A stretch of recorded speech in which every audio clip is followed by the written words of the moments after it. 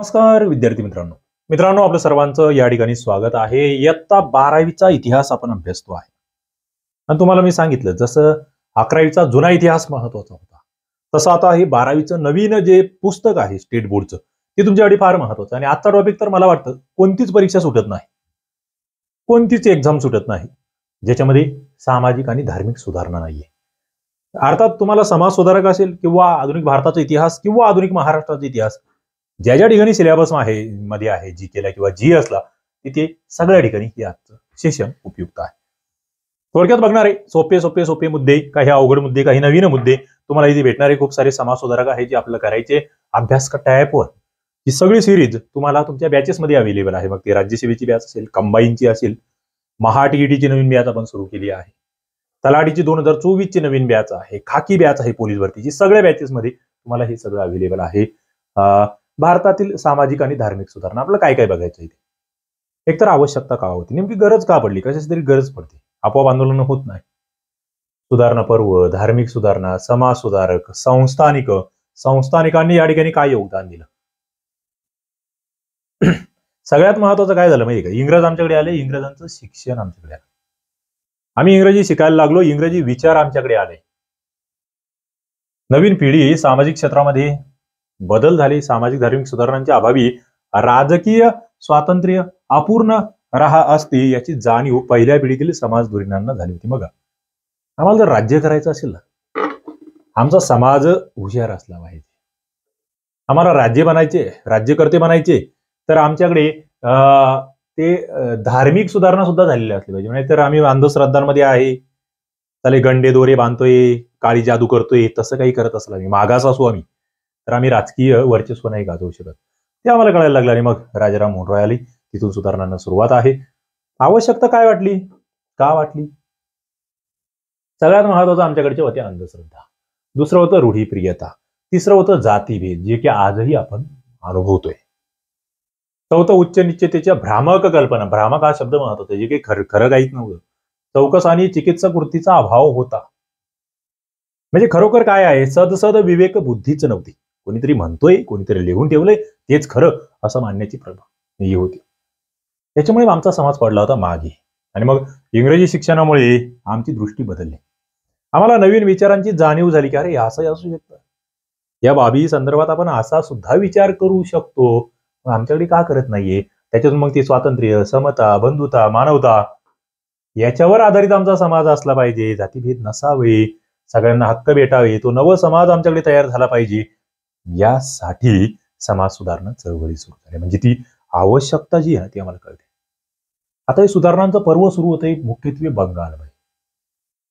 पुढे बंगालमधून राजाराम मोहन रॉय यांच्या रूपाने सुरुवातीला ठिणगी पडणं आपण जी म्हणतो ना ती पडते. आता यांनी काय केलं, उपनिषदांचे संस्कृत मधून बंगालीमध्ये भाषांतर केले. बघा यांचा अभ्यास फार खतरनाक आहे. आपोआप कोणी मोठं होत नसतं, वेगवेगळ्या भाषांचा अभ्यास त्यांनी केलाय. संस्कृत मधलं बंगालीत आणलं, संस्कृत मधलं आम्हाला कळत नाही, आम्ही गोकमपट्टी करायचो फक्त, आम्हाला माहित नव्हती अर्थ, त्याचे मंत्र म्हणतायत, मंत्राचे अर्थच माहित नाही. ते केलं यांनी बंगालीमध्ये.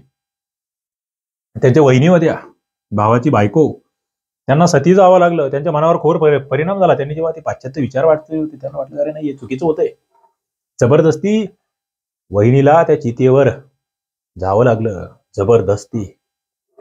त्या काळात असे पतीचं निधन झालं, त्याला चितेवर टाकलंय, ती चिता पेटवली गेली आहे, त्या महिलेला जबरदस्तीने बाजूने असे मोठे मोठे काट्या असायचे लोटल्या जायचं त्याच्यामध्ये.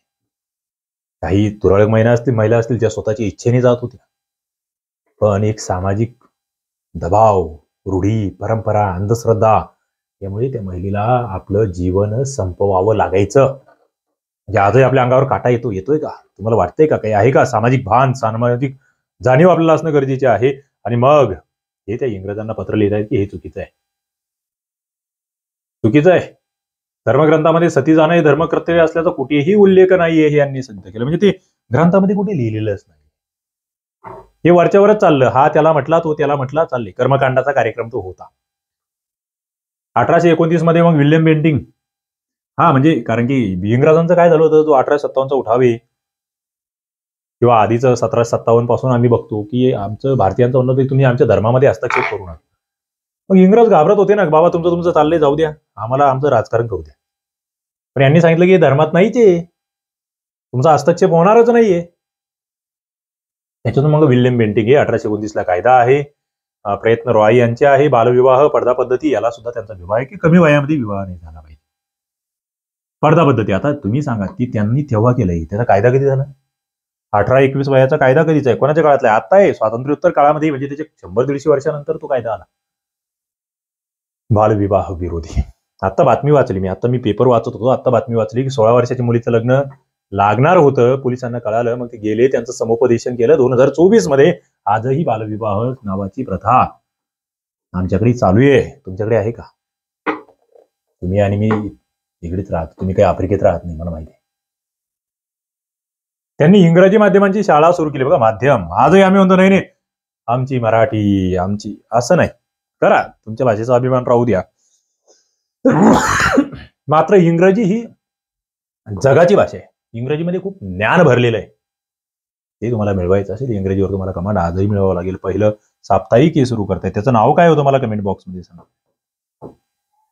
पुढे पार्शियन भाषेतलं दैनिक सुरू करतायत, त्याचं नाव सांगा. चला, हे थोडंसं डीप मधलं तुम्ही वाचलेलं असणार. मग ते जनरल आहे खरं, म्हणजे त्यांची वृत्तपत्र विचारले जातात. आत्मीय सभा, त्या माध्यमातून ती धर्मातले समान तत्व शोधतात. त्यांचं म्हणणं आहे की सगळ्या धर्मांमध्ये चांगलाच संदेश दिलेला आहे. प्रत्येक धर्मामधल्या काही कॉमन बाबी त्यांनी त्या ठिकाणी हेरल्या. मग आत्मीय सभा स्थापन केली. पुढे मग 1828 मध्ये ब्राह्मो समाजाची स्थापना केली आहे. हे विचारलं गेलंय, वारंवार विचारलं गेलंय, विविध परीक्षांना विचारलं गेलंय, म्हणजे एकही परीक्षा सुटलेली नाहीये. राजाराम मोहन रॉय यांच्या तावडीतून ईश्वर एकच आहे, त्याला प्रसन्न करण्यासाठी मूर्ती पूजेची गरज नाही. आम्हाला आजही, म्हणजे हे कधी सांगितलं? 1819 ते 2000, म्हणजे 200 वर्षापूर्वी यांनी हे सांगितलं की भाऊ मूर्तीत काही नाही ठेवलेलं. आम्ही आजही किती सुधारलोय, म्हणजे आजही आम्हाला लाज वाटायला पाहिजे. आज आम्ही मूर्तीवरून काय काय चाललंय आमच्याकडे राजकारण, माहिती ना, मूर्ती मूर्ती मूर्ती. त्यांनी तेव्हा सांगितलं की दगडात देव नाहीये, देव तुमच्या अंतकरणात पाहिजे. 200 वर्षापूर्वी. आजही आम्ही सुधरत नाहीये. आम्ही आता आणखी त्याचं भांडवल करायला लागलोय. आम्ही कशी मूर्तीची प्राण प्रतिष्ठा करतोय, म्हणजे आम्ही आज लोकांना आणखी मागे घेऊन चाललोय. हे म्हणजे आपला प्रॉब्लेम आहे आपल्या समाजाचा. मग त्याच्या विरोधात एखादा बोलला तर मग तू मग देशद्रोही, असा आमच्याकडचा कार्यक्रम, तो अवघड आहे. म्हणजे यांनी तेव्हा सांगितलंय, 200 वर्ष होऊन गेले, की मूर्तीपूजेची गरज नाहीये, मूर्तीपूजेची गरज नाहीये, त्यांनी तेव्हा सांगितलंय. अजूनही आम्ही सुधारायला तयार नाहीये. राजाराम मोहन रॉय, दक्षिण अमेरिका खंडातले स्पॅनिश असेल, वसाहत अधिक साम्राज्य विरुद्ध तिथलच्या स्वातंत्र्य चळवळीची दखल घेऊन तिला पाठिंबा दिला. म्हणजे बघा, ते राहतात भारतामध्ये, पण ते जगाचा अभ्यास करतायत. त्यावेळेस तुम्ही करतात का? आम्हाला न्यूजपेपर आला एखादा जागतिक याच्यावरचा, आम्हाला तैवानवरचा एखादा लेख आहे, आम्ही म्हणतो अरे माझा काय संबंध तैवानशी? इराणने पाकिस्तानवर हल्ला केला, का केला, मी कशाला वाचू? माझं इथे माझं घरातलं माझं जमानावाला कळा ना, असं नाही का? हे सगळ्या जगाचा विचार तो त्यांनी त्यावेळेस केला, आणि तो आम्हाला आताही करण्याची गरज आहे. स्पेनमधील राजेशाहीच्या विरोधातील उदारमतवादी लोकांना रॉय यांचा पाठिंबा होता. बघा, उदारमतवाद तेव्हा, म्हणजे जागतिक सिच्युएशनवर त्यांचं कसं लक्ष येते, तुम्हाला आज ठेवायचंय. तुम्ही मोठे कधी होतात? जेव्हा तुम्ही मोठा विचार करतात, मोठे स्वप्न बघतात, तेव्हा मोठे होतात. आणि मला वाटतं ते झाले पाहिजे. 1830 मध्ये मुघल बादशहाची बाजू मांडण्यासाठी ते इंग्लंडला गेले, हे लक्षात ठेवा. मुघल बादशहाने त्यांना राजा हा किताब दिला, हेही तुम्हाला माहित असलं पाहिजे. आता मग तेव्हाच्या काळामध्ये वृत्तपत्र चालायचे का हो? वृत्तपत्रांना विरोधामध्ये बोलता यायचं का? इंग्रजांचं राज्य आहे. आज आम्ही आमचंच राज्य भारतातलं, तरी आम्ही बघतो वृत्तपत्रांची, मीडियाची मुस्कटदाबी होताना आपण आजही बघतो. काही न्यूजपेपर, काही वृत्तवाहिन्या कसं एकाच बाजूने बोलतात, ते आपण आजही बघतो. मग तेव्हा तर त्यांचं राज्यच त्यांचं होतं, परकीयांचं. 1824 मध्ये कंपनी सरकारने एक कडक कायदा केला की भाऊ लय लाड चालणार नाही तुमचे, तुम्ही आमच्या विरोधात जास्त बोलायला लागले, तुमचं बंद करू आम्ही. चंद्रकुमार ठाकूर, द्वारकानाथ ठाकूर, हरचंद्र घोष, गौरीचरण बॅनर्जी, प्रसन्नकुमार ठाकूर यांनी एक निवेदन दिलं. गव्हर्नर जनरलने या निवेदनाकडे दुर्लक्ष केलं. मग रॉय यांनी इंग्लंडच्या राजाकडे अर्ज पाठवला की कंपनी आम्ही राजाकडे जातो, आमच्यावर राज्य कंपनीचं राजाचं नाहीये, राजाने कंपनीला फक्त परवानगी दिली की चला तुम्ही लुटा, पण आम्हाला त्याच्यातला हिस्सा पाहिजे, असा कार्यक्रम होतो अप्रत्यक्ष. 2 ओळी महत्वाच्या. रॉय काय म्हणतात, सत्ता स्थानावर असलेल्या व्यक्तींचा वृत्तपत्र स्वातंत्र्याला विरोध असतो, कारण त्यामुळे त्यांच्या कारभारावर न रुचणारे नियंत्रण येण्याची शक्यता असते. बघा, तेव्हा त्यांनी व्यक्त केलेले हे मत आजही लागू पडतात. जे सत्तास्थानी आहे त्यांचा व्यक्ती स्वातंत्र्याला विरोध असतो, हे यांनी तेव्हाच एक त्यांचं वाक्य आजही लागू पडतं. कारण की हे काय करतात, वृत्तपत्र वगैरे काय करतात, ते त्यांच्या विरोधात नाही, खरं काय ते समोर आणतात. त्यांच्या कारभारावर न रुचणारं नियंत्रण जे येतंय ते यामुळे येतं, म्हणून त्यांची तशी शक्यता असते की ते विरोध करतात. ते इंग्लंडला जात आहेत, पुढे फ्रान्सला जात आहेत, बघा जग फिरतायत. तेव्हा आम्हाला आज आमचा जिल्हा सोडायचा नाही, दुसऱ्या जिल्ह्यात जाऊन कशी नोकरी करायची, हा आमचा प्रॉब्लेम आहे. म्हणजे महान व्यक्ती महान का होतात, आम्ही थोडंसं त्यांच्या अनुकरणातून थोडंफार शिकलो, जिल्हे सोडले, राज्य सोडलं, काही बिघडणार नाही. आम्हाला आमचं गाव सोडायचं नाही, मला त्याच गावात जायचंय, ले महान लोक माझ्या गावात राहतात, अजरामार होत आहेत सगळे, मलाही तिथे जाऊन अमर व्हायचंय, असे आपल्या मनात कोती वृत्तीचे विचार असतात, आम्हाला ते सोडावे लागते. फ्रान्सला गेले, ते भारतात होते तेव्हा भारतीयांना त्यांनी युरोप समजावून सांगितला, आणि युरोपात गेले तेव्हा त्यांना हिंदुस्थान समजावून सांगितला. हिंदुस्थान आणि युरोपला जोडण्याचं कार्य, एकमेकांचे विचार एकमेकांपर्यंत पोहोचवण्याचं कार्य त्यांनी केलं. का शक्य झालं, भाषेवर कमांड होतं, इंग्रजीवर कमांड आहे, संस्कृतवर कमांड आहे, बंगालीवर प्रभुत्व आहे. इंग्रजी राजवटीमध्ये तयार झालेले रॉय, ज्यांनी आधुनिकतेची पायाभरणी आपल्या लेखातून केली, प्रेरणा त्यांच्यापासून घेतल्या गेल्या, आणि मग हे ज्ञानप्रसार, परमहंस मंडळी, मानव धर्म सभा, या सभा सुरू झाल्या, त्यांच्या प्रेरणेतून सुरू झाल्या, ते आम्हाला माहित असलं पाहिजे. प्रश्न तसेही येतात.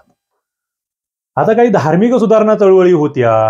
बघा, आता राजाराम मोहन रॉय यांना धार्मिक मध्ये का घेतलं नाही, कारण की ते सामाजिक, राजकीय सगळ्याच बाबींमध्ये म्हणजे अष्टपैलुत्व त्यांच्यामध्ये होतं. म्हणजे त्यांनी धार्मिक सुधारणा केल्या असं म्हणणं म्हणजे त्यांचा मोठेपणा कमी करणं आहे, म्हणून त्यांना इथे घेतलंय. हा, आता या स्पेशल आपल्या धर्मासाठीच्या असतील त्या धार्मिक चळवळी वेगळ्या, त्यामधला हा प्रार्थना समाज आहे. दादोबा पांडुरंग तरखडकर यांनी स्थापन केलेला हा समाज आहे. परमहंस सभेतून पुढे प्रार्थना समाजाची स्थापना आहे. दादोबा पांडुरंग आम्हाला मराठीचे पाणिनी म्हणून माहिती, त्यांच्या त्या परमहंस सभेतून प्रार्थना समाजाला मग त्यांचे बंधू सुद्धा आहे, डॉक्टर आत्माराम पांडुरंग, न्यायमूर्ती रानडे आहे, भांडारकर आहे, संस्थापक सदस्य आहेत, आणि मूर्तीपूजेला हे तेव्हा सुद्धा विरोध करतायत. हे मूर्तीपूजेला तेव्हा विरोध करतायत, 200 वर्षा पूर्वीच्या घटना आहे. तुम्हाला प्रश्न विचारला काय होतो की प्रार्थना समाज जो आहे, प्रार्थना समाजाशी संबंधित व्यक्ती कोणत्या, असा प्रश्न तुम्हाला विचारला जातो. आणि मग त्यामध्ये आत्माराम पांडुरंग, मग रानडे, भांडारकर आणि दातोबा पांडुरंग तर आहेत. मग यांचे तुम्हाला प्रार्थना समाजावर तुम्हाला वारंवार प्रश्न आलेले आहेत, तुम्हाला ते माहितही असावेत कदाचित, बरोबर, तुम्ही वाचले असेल. याच्यात काय झालं, प्रार्थना समाजाचे हे काय होते, तत्व काय होते, तो प्रश्न एक वारंवार रिपीट होतो. पहिला मुद्दा तुम्ही सांगितला की मूर्तीपूजेला विरोध आहे, बरोबर आहे. त्याच्यानंतर त्यांनी कर्मकांडाला विरोध केला. एकच ईश्वर आहे असं त्यांनी म्हटलं, एकेश्वरवादाला प्राधान्य त्यांनी दिलं, ते लक्षात ठेवा. त्यांनी मग अनाथालय, स्त्री शिक्षण संस्था, कामगारांसाठीच्या रात्रशाळा या सुद्धा सुरू केल्या. म्हणजे काही सामाजिक कार्य सुद्धा ते करतायत, सोशल वर्क म्हणतो आपल्याला. स्त्री पुरुष समानता असेल, जातीभेद नाकारणे असेल, ऐहिक जीवनाला महत्व देणे असेल, हा ऐहिक हा शब्द महत्वाचा, म्हणजे ते परमार्थिक पेक्षा सध्याचं ऐहिक जे तुमचं त्याच्यावर फोकस करा, असं त्यांनी सांगितलं. पुढे आहे सत्यशोधक समाज. तुम्हाला माहिती आहे सत्यशोधक समाजावर किती वेळा प्रश्न आले, काय काय आले. पहिला मुद्दा 1873 मध्ये, कुठे, पुणे या ठिकाणी, अन्याय्य धर्माच्या परंपरेवर बौद्धिक आक्रमण करणारा विचार यामागे आहे, जे की चुकीचं आहे ना, त्याच्यावर आम्ही बुद्धिमत्तेच्या माध्यमातून आक्रमण करू, आम्ही शिकवू, बहुजन समाजाला आम्ही त्या ठिकाणी शिकवू. त्यांच्या विरोधात जे येत आहेत, त्यांना जे नडतायत त्यांच्यावर आम्ही प्रहार करू. मग शेतकरी असेल, कारागीर, कामगार, 18 पगड जातीतले लोक, यांचे भलं करण्यासाठी महात्मा फुले यांनी मार्ग दाखवला. मग महात्मा फुलेंचे तत्वज्ञान काय, तुम्हाला उद्या जर तसा प्रश्न आला की काय सत्यशोधक समाज म्हणजे काय करतोय, तर विवेचक बुद्धीचं प्रामाण्य आहे की विवेचन करायचं. पुरोहितांच्या वर्चस्वाला आणि मध्यस्थीला विरोध आहे. पुरोहित जी जी काही विशिष्ट लोक आहे, ब्राह्मणवाद ज्याला म्हटलं गेलं, म्हणजे ब्राह्मण ही जात नाही, ब्राह्मणवाद. पुरोहित मूर्तीपूजेला विरोध केला, तीर्थयात्रांना विरोध केला, चमत्कारांवर यांचा विश्वास नव्हता, परलोक कल्पनेला यांचा विरोध होता, की भाऊ जे दिसतंय ते खरं मान, हे वरती आहे, मग मागच्या जन्मात तो देव होता, या जन्मात तो हे झाला, ते नको शिकवू आम्हाला. सत्यशोधक समाजाची वैशिष्ट्य. मग सावित्रीबाई फुले सुद्धा त्यांच्या सोबत आहे. स्त्री शिक्षणाचं कार्य आहे अत्यंत महत्वाचं आहे. पुढे मग त्यांच्या सोबत त्यांना साथ दिली पंडित रमाबाई रानडे यांनी. म्हणजे जी भारतातली विषमतेची समाज रचना आहे त्याच्या विरोधात काम केलं, विषमता मिटवण्याचं काम केलं. पुढे मग गोपाळबाबा वलंगकर आहे, त्यांचं विटाळ विध्वंसन नावाचं पुस्तक आहे, ते अस्पृश्यतेवर कोरडे ओढतंय. त्याच्यानंतर शिवराम जानबा कांबळे आहे, यांचं मुरळी, दोगतिनी आणि देवदासी यांच्या प्रश्नांकडे समाजाचं लक्ष वेधणं, ते सुद्धा आपल्याला समजून घ्यावं लागतं. गोपाळबाबा वलंगकरांचं पुस्तक अनेक वेळा विचारलं गेलं.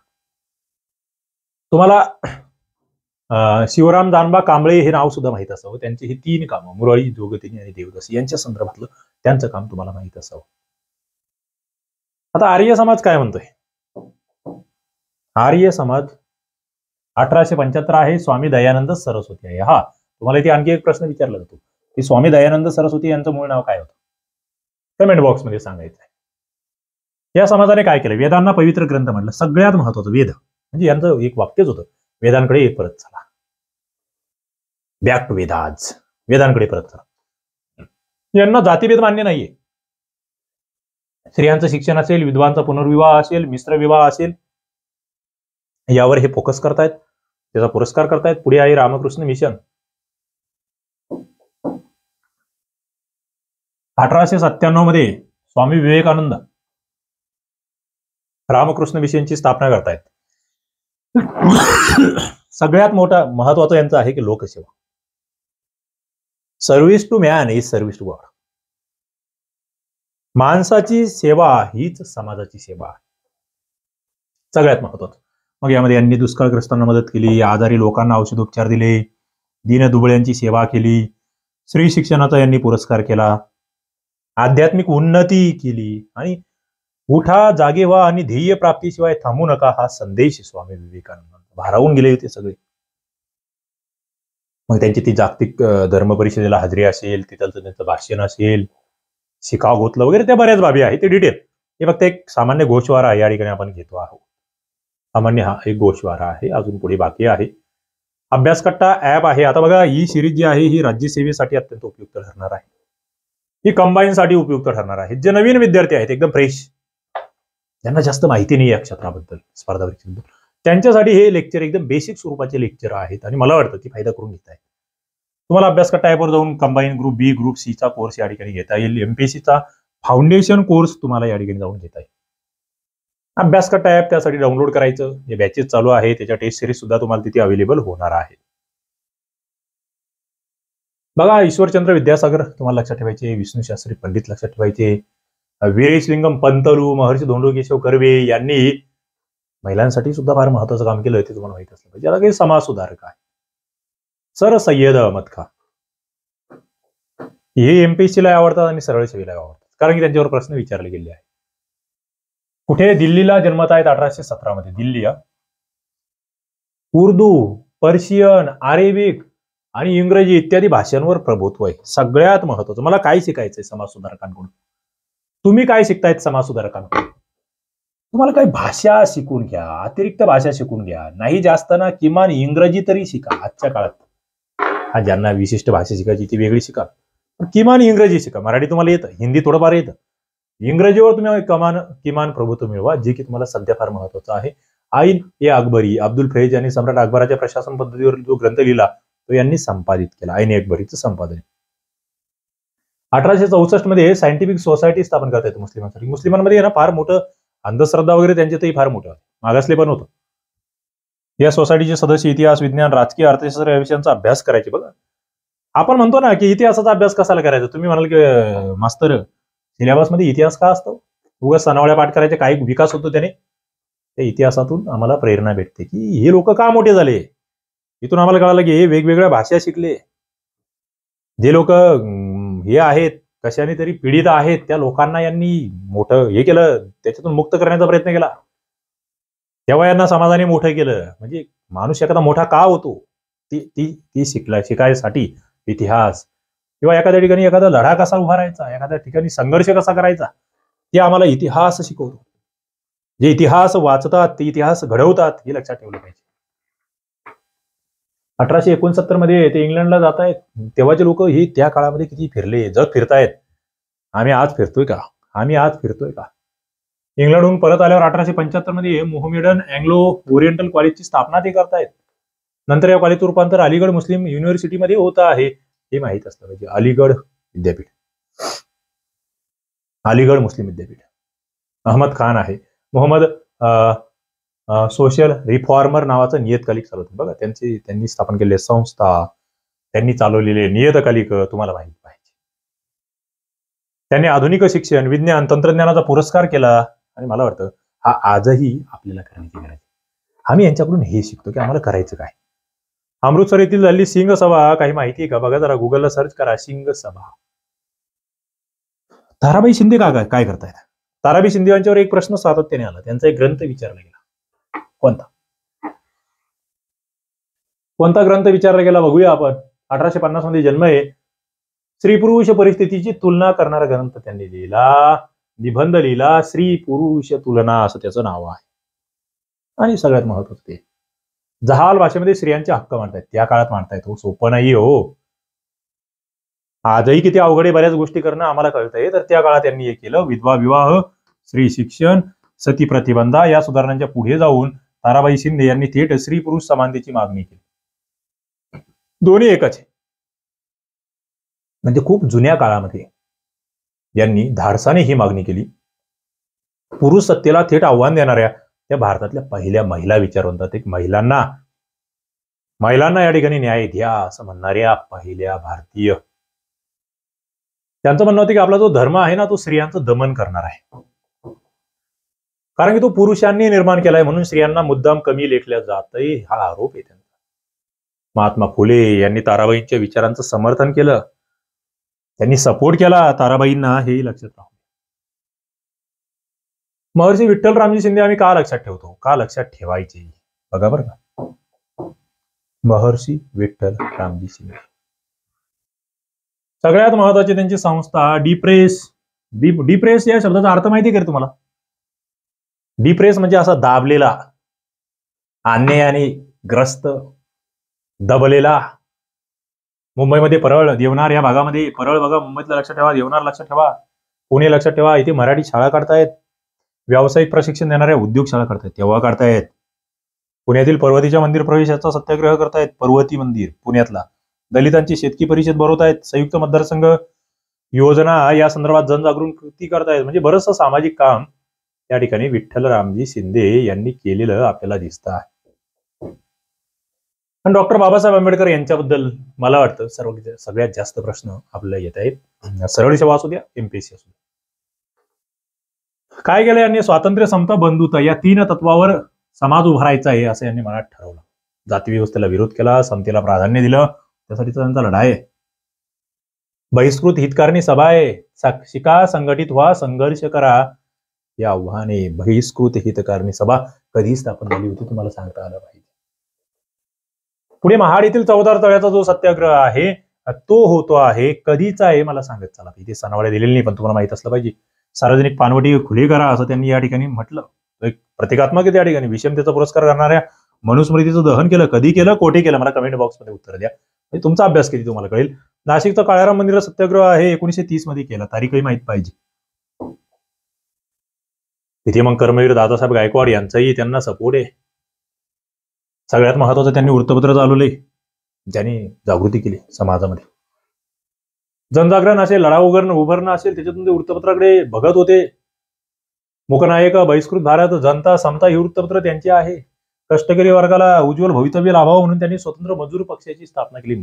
कोणासाठी आहे हा स्वतंत्र मजूर पक्ष? कोणासाठी आहे ते तुम्हाला माहित असलं पाहिजे. तो कष्टकऱ्यांसाठी आहे, शेतकऱ्यांसाठी आहे. तुमच्यातले बरेच मित्र आहेत ज्यांना इंग्लिश, मराठी, गणित बुद्धिमत्ता, जीके, करंट अफेअर्स याचं मटेरियल पाहिजे आहे. त्यांच्यासाठी हा नंबर आहे. फोनपे, गुगल पे, पेटीएम तुम्ही 299 रुपये करून या नंबरवर हे सगळं मटेरियल मिळवू शकतात.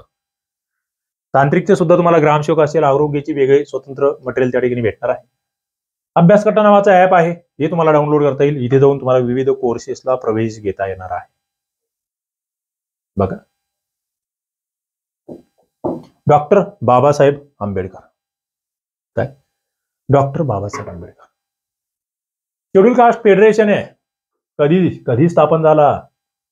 समता आणायची आहे, समतेवर आधारित समाज बनवायचा आहे.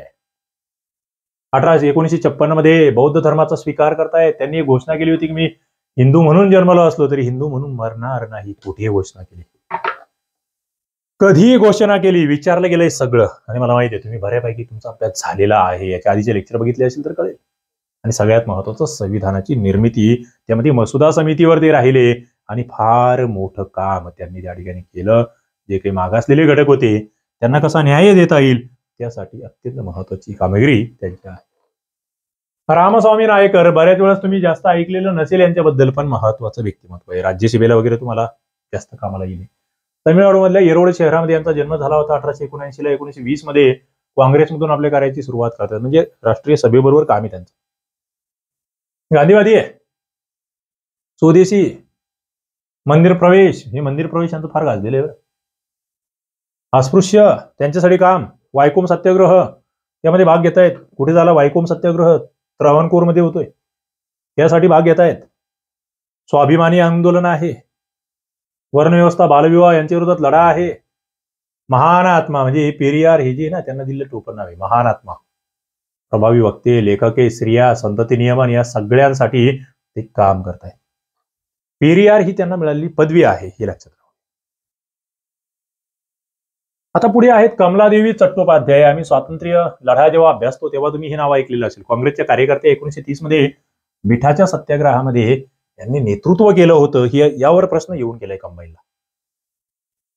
महात्मा गांधींचं मन ते वळवत आहेत की यस, आम्हालाही भाग घेऊ द्या, महिलांना येऊ द्या याच्यामध्ये. म्हणजे महिलांचं नेतृत्व. आयुष्यभर काम करतात महिलांसाठी. शेतकऱ्यांच्या प्रश्नावर, कामगारांच्या प्रश्नावर काम करतायत. स्त्री मजुरांना न्याय मिळवून देण्यासाठी प्रयत्न करतायत. कारखान्यामध्ये स्त्रियांसाठी कसं चांगलं कामाचं वातावरण राहील त्यासाठी प्रयत्न करतायत. म्हणजे बहुअंगी असं प्रयत्न त्यांचा त्या ठिकाणी आहे. स्त्रियांना बाळंतपणाची पगारी रजा मिळावी म्हणून कमलादेवी चट्टोपाध्याय यांनी तेव्हा काम केलंय 100 वर्षापूर्वी. केलीजाऊ चळवळीमध्ये तुरुंगात जातायत.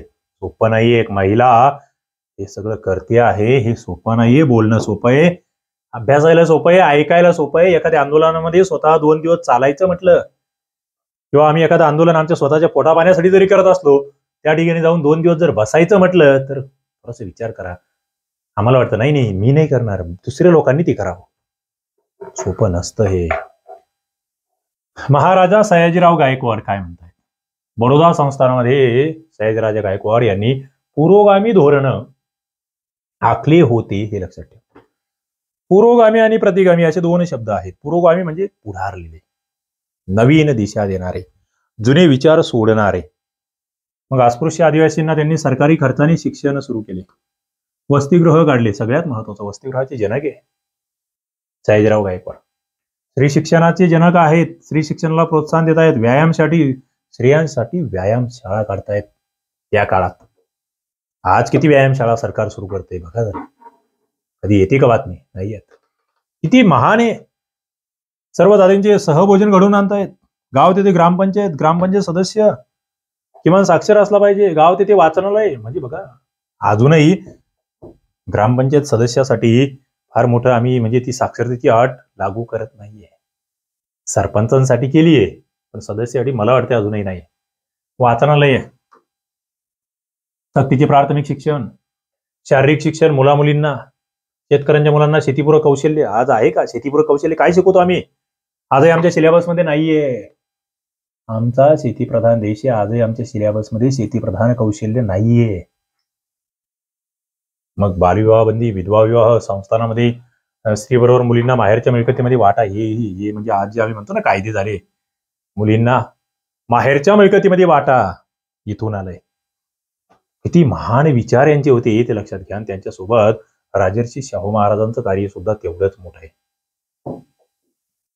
कोल्हापूर संस्थानाचे राजर्षी शाहू महाराज काय करतायत? ब्राह्मणेतर चळवळीचं नेतृत्व करतायत. डॉक्टर आंबेडकरांना सुद्धा पाठिंबा देत आहेत. सगळ्यात महत्वाचं आरक्षणाचा जाहीरनामा करतायत. कोल्हापूर संस्थानामध्ये आरक्षण देत आहेत. मोफत सक्तीचं प्राथमिक शिक्षण त्याचा कायदा करतायत. भारतामध्ये पहिल्यांदा घडतंय. रोटीबंदी, बेटीबंदी, व्यवसाय बंदी याच्यावर टीका आहे. चला, सगळे समान आहे असं त्यांचं म्हणणं आहे. आंतरजातीय विवाह करा त्यासाठी ते कायदा करतायत. त्या काळात करतायत. एवढं सोपं वाटतं की रे, बोलायलाही सोपं आहे. आंतरजातीय विवाह करा म्हटल्यावर कराल कधी? यांचा बाकी आहे, त्यांनी सांगा. एवढं सोपं वाटतं कधी? ज्यांनी केलंय त्यांना सपोर्ट करा. त्यांनी बंड केलंय, सोपं नाही ते. हे सोपं नाहीये. बोलणं फार सोपं आहे. समाज सुधारकांनी भविष्यातला देश आपल्या डोळ्यासमोर ठेवला होता, त्यानुसार त्यांनी काम केलं हे आम्हाला माहित असलं पाहिजे. इतर काही समाज सुधारकांचा या ठिकाणी उल्लेख आहे. म्हणजे महाराष्ट्रामध्ये बघितलं तुम्ही तर कर्मवीर भाऊराव पाटलांचं महत्वाचं काम आहे. रयत शिक्षण संस्था आहे. पंजाबराव देशमुख यांचं काम आहे. तिकडची त्यांची शिवाजी शिक्षण संस्था आहे अमरावतीची. महर्षी धोंडो केशव कर्वे यांचं फार मोठं काम आहे महिलांच्या संदर्भातलं. महिला विद्यापीठच आमच्याकडे त्यांच्यामुळे आलं, SNDT. गोदावरी परुळेकर यांचं काम आहे तिकडे ठाणे वगैरे त्या पाड्यावरचं चहा ते सगळं तिकडचं. ताराबाई मोडक यांचं काम आहे कोसबाड हिलचं. अनुताई वाघ यांचंही काम तिकडचं आहे. त्या कुरणशाळा वगैरे बालवाड्या त्या संदर्भातलं ही अत्यंत महत्वाची कामं आहे. भजन कीर्तनामधून संत गाडगे महाराज, तुकडोजी महाराज यांनी मोठं काम केलंय. शिवाजीराव पटवर्धन यांनी समाजसेवेमध्ये काम केलं. बाबा आमटे असेल, रजनीकांत नारोळे असेल, यांनी समाजासाठी काम केलं. बाबा आढाव यांचं एक गाव एक पानवडा ही चळवळ महत्वाची आहे. रदो कर्वे यांचं काम आहे आपल्या याच्या संदर्भात, आरोग्य आपलं कुटुंब कल्याणासंदर्भात. त्यानंतर नरेंद्र दाभोळकर यांचं तर किती मोठं काम आहे, अंधश्रद्धा निर्मूलन त्या संदर्भात त्यांचं काम मोठं आहे. आज श्याम मानवसारखी व्यक्ती त्यामध्ये मोठं काम करता आहेत, आम्हाला माहित असलं पाहिजे. चला, 1-2 प्रश्नाची उत्तरं तुम्ही द्या. आता राजाराम मोहन रॉय यांनी कोणत्या प्रथेविरुद्ध इंग्रजी भाषेमध्ये पत्र लिहिलं इंग्रजांना? सांगा मला. आर्य समाजाची स्थापना कोणी केली आणि कधी केली ते मला कमेंट बॉक्समध्ये सांगायचं. आणि आर्य समाजाचा जो एक महत्वाचा ग्रंथ जो ज्यांनी स्थापना केली त्यांनी लिहिला तो ग्रंथ, त्याचं नाव मला कमेंट बॉक्समध्ये सांगा. मला वाटतं सगळ्यांना हे आलं पाहिजे. जोड्या लावा. ब्राह्मो समाज, सत्यशोधक, परमहंस रामकृष्ण मिशन. पटपट पटपट. सोपं आहे. आता तुम्ही एवढे लहान राहिलेले नाहीये. पुढचा मुद्दा आहे, मुघल शासनाने राजाराम मोहन रॉय यांना कोणता किताब दिला होता? मला कमेंट बॉक्समध्ये उत्तर द्या. मोहमेडन अँग्लो ओरिएंटल कॉलेजची स्थापना कोणी? मित्रांनो, एवढं लहान मुलांसारखं जाऊन तुम्हाला कोणी शिकवत नाही. सध्या MPSC तरी शिकवत नाही. तुम्हाला संधी या लहान लहान गोष्टीमधून मोठं बनण्याची. आपल्याला मोठंच बनायचंय. वायकोम सत्याग्रहामध्ये कोणी भाग घेतला? कोल्हापूर संस्थानामध्ये मोफत आणि सक्तीचे शिक्षणाचा कायदा कोणी केला? मला कमेंट बॉक्समध्ये सांगायचं आहे. आणि तुम्हाला हे सगळं एकदम सोप्या पद्धतीने शिकायचं असेल तर मग अभ्यास कट्टा ऍप डाउनलोड करून घ्यायचे. हा लोगो आहे. तिथे विविध परीक्षा, ज्या ज्या परीक्षा नवीन येत आहेत त्यांची तयारी आपण करतोय. ग्रामसेवक, तलाठी, पोलीस भरती, जिल्हा न्यायालय भरती, आरोग्य सेवक, आरोग्य सेविका, कृषी सेवक, MHA-TET आणि सरळ सेवा व्याज या सगळ्यांची तयारी आपण अभ्यास कट्टा या ऍपवर करून घेतो आहे. तर अभ्यास कट्टा ऍप डाउनलोड करायचा आहे. आपलं काम सोपं करायचं आहे. सगळ्यांना खूप खूप शुभेच्छा आहे. थांबतो. धन्यवाद.